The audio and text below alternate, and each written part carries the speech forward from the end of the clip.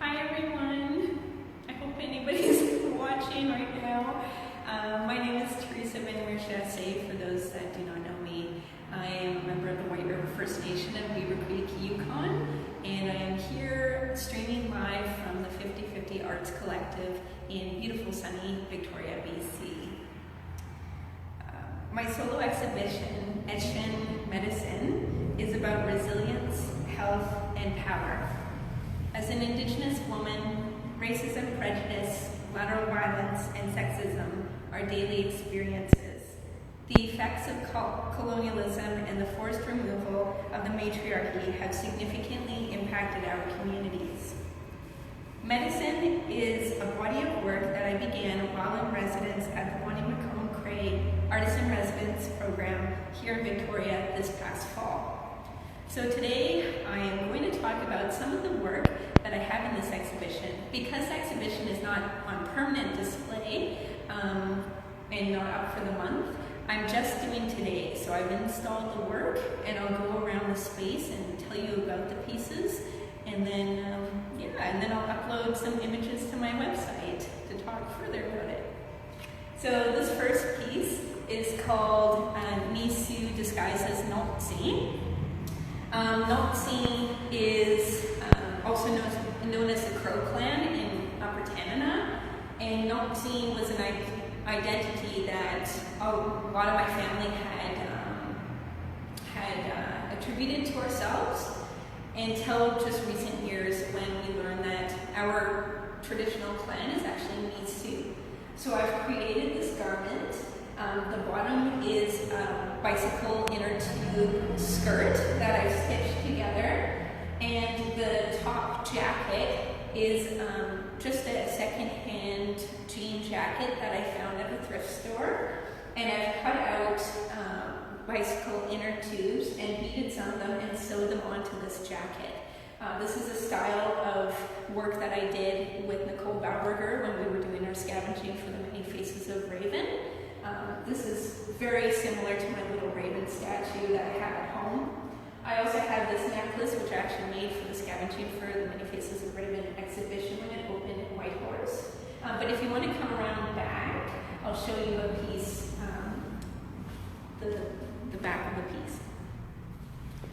So right here, you can see all of this entire patch is beaded. So there's dark blue beads here and silver beads here with 24 karat gold and galvanized beads right in the center. And this is supposed to be representative of the raft that Nisu people survived on. So it's kind of this combination of being proud of this, heritage of the Nisu as our traditional clan, but also the Noptsi, which is the clan that we kind of identified as for quite a while. And finally, on this piece, we have these grad caps that I have put on several of the pieces. This one in particular makes a nice, pretty sound. These are copper that Jennifer Bowen Allen had given me with turquoise, and the top of the piece itself says Dene Strong. Dene is the word for people in Upper Canada. I found these grad caps at the University of Victoria when I was doing a residency there recently, and I actually found these grad caps in the garbage, and I decided to save them and make them anew. Okay, so let's go on to the next piece. This work here, I don't have an official title for it, but I just put on a basic kind of hide to allude to a skirt. I did not dedicate a whole lot of time to the bottom of this piece, but I dedicated a lot of time to the jacket. So once again, this is a found jacket. It's all repurposed. I've added a little bit of beading here. I've added wool fur that came from my Aunt Jocelyn, and I've kind of changed some things up, especially in the back. We want to come over here and check out the back. So this is a bandana that I had, that I actually used during my UVic residency. bandanas are really important to my family. We use bandanas to dance and various other things. And as you can see, I've beaded quite a large amount of the piece. And I cut the bandana so it kind of looked a little bit like a cape. It's actually sewn onto the back, but I just wanted it to resemble a cape on the back of this piece. Also, if you want to come around the front again, let's look at the top of this piece. I got some horsehair from Valerie Celez, who's an artist and curator, and I just wanted to play around with horsehair and what we can do with it. So I've actually attached little dentalium shell pieces to the tips of the hair, and I thought it kind of made an interesting look for this particular piece. As well, I also made this little headband that says WIG, or wig. And wig stands for White Indian Girl. It was actually a comment that somebody had given to me while they were threatening, in a threatening manner. So I've decided in this exhibition that I would bring those words into this exhibition and kind of, I don't know, kind of, what's a good word, like, embrace it rather than feel like it's a negative thing. So another piece that I want to show you in this exhibition, in this space, is right down here. Like I said, I got horsehair recently and I really wanted to experiment with it. So this work I call Three Sisters. The White River First Nation people are both Upper Canada and Northern Tutchone, so we have two different cultural and linguistic groups within my First Nation, but we are said to have descended from three sisters. So this piece in the middle is braided horsehair. I've done it because it looks kind of unique because it's a four-piece braid. I've done that to represent my family, and then I also braided some other pieces of horsehair to represent the other two sisters.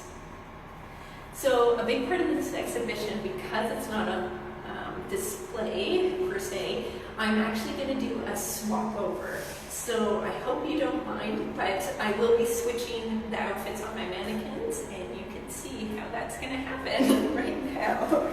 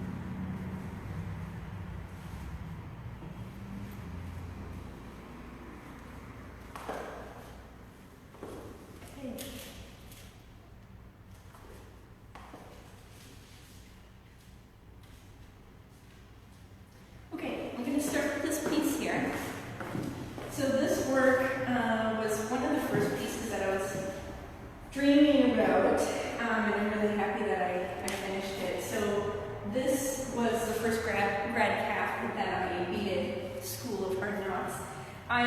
Because I found these pieces in the trash at the University of Victoria, I really wanted to express that university or post-secondary education isn't the end-all be-all to education.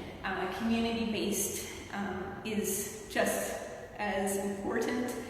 Learning from your family members, learning things yourself is also really important. So I wanted to kind of make these for all of those people that have not graduated high school or post-secondary school or anything like that, that you are worthy and that I really appreciate you. So this was kind of the first piece of that. And this vest is actually mine. So it was a vest given to me by a friend, Christiana Groove, in Whitehorse, Yukon, and I loved it. I was just like, oh my gosh, I want to make kind of like this vest that was kind of like heavy metal related, but has no metal anything on it. So a lot of these pins are things that I collected. A lot of them were from my mom when she was younger, as well as some patches from friends. So Wes Harmon is here on my vest, as well as Cole Paul's. Those two artists I really love. And on this piece, I've added two things to it. So I've added wig, like I mentioned before, WIG, White Indian Girl, was something I wanted to embrace. And I actually have little patches and keychains that I've made as well. And then on the back is the biggest part of this. Who's ever felt like they've had a target on their back? So I actually beaded this very large target in red Melton and red little beads and galvanized beads. So it took a little while to do, but I'm really happy with it, and I'm very proud that I have this piece on here. Okay, and now the final piece is this one right here.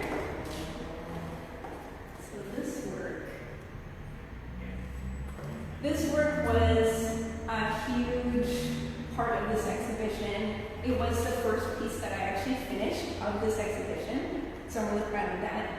Once again, it's just a found vest from somewhere, from some thrift shop. But I was really inspired by the word Skoden, and most people know what that is, but I've actually beaded it around the collar, the popped-up collar on this. I wanted this piece to kind of represent like my battle armor. Like this is something that I would use if I was kind of confronted. This is something that I would feel protected wearing. Like it's kind of, I don't know how to explain it. Yeah, it feels protective to me. That's kind of why I did this kind of